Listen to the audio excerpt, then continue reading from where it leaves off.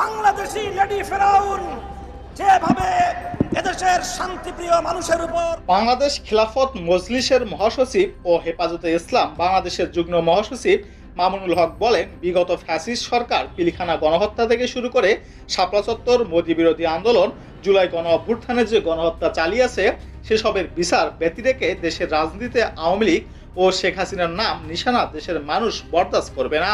আওয়ামী লীগকে দেশের রাজনীতিতে আসতে হলে আমাদের লাশের ওপর দিয়ে আসতে হবে। আমরা আর কোনো প্রতিহিংসার রাজনীতি চাই না।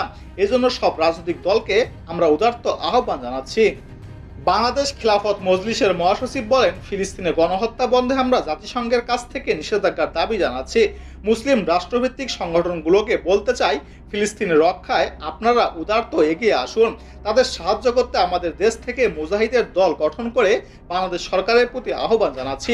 তিনি বলেন, ফিলিস্তিনের পাশাপাশি আমরা দেখতে পাচ্ছি ভারতীয় মুসলমানদের ওপর দমন নিপীড়ন চালানো হচ্ছে। সেখানে মুসলমানদের রক্ত দিয়ে হোলি খেলবার পায়তারা চলছে।